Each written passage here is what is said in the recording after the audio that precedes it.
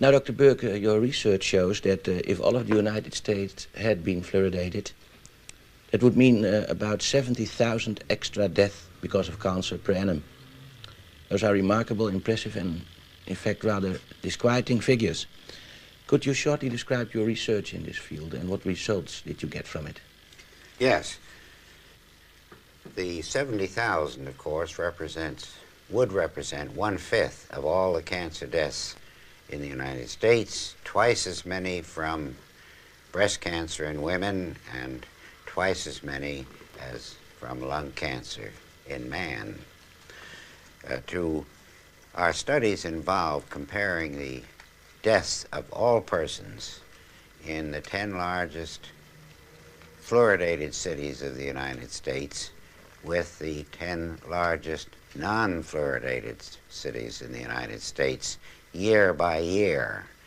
And we obtained a very remarkable curve, which you can see here perhaps. Here is the fluoridated, and here is the non-fluoridated set of 10 cities each.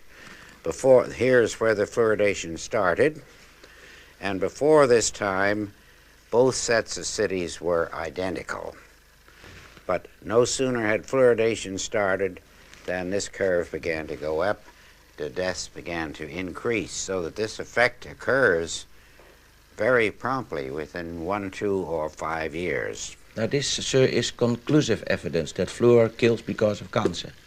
It is one of the most conclusive bits of scientific and biological evidence that I have come across in my 50 years in the field of cancer research. Would this then, in your opinion, be the end of fluor in water, in drinking water? It should be the end, and in the United States, it should so be the end by federal law known as the Delaney Amendment, which says that anything found to induce cancer in man or animals cannot be legally put into the food or drink of man or animals.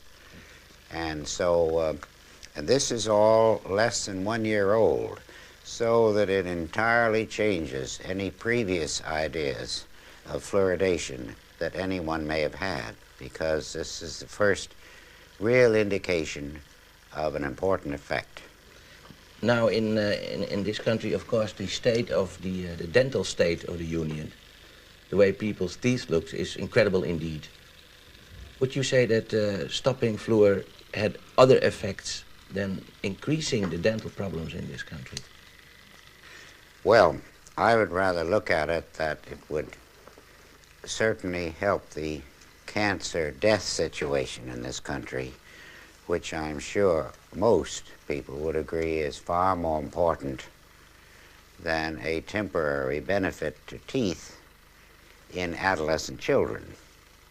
Now this, you see, amounts to public murder on a grand scale. It is a public crime, it would be, to put fluoride in the drinking water of people.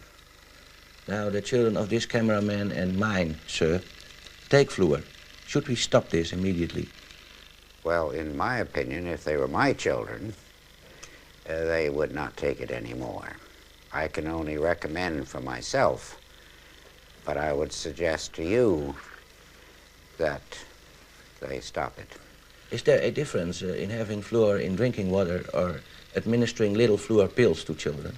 Well, of course, the little fluor pills are a much smaller proposition than drinking gallons of water per day or per week, as well as taking a bath in it and washing your automobile in it and watering your lawns. That's a very massive thing compared to brushing teeth with fluoridated toothpaste.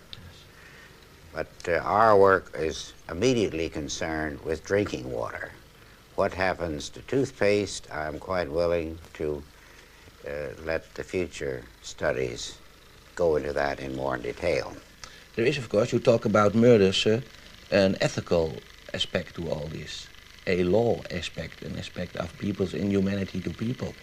What is your idea about how should this be implemented in our society? the ethical aspects of administering poison, as it were, to people?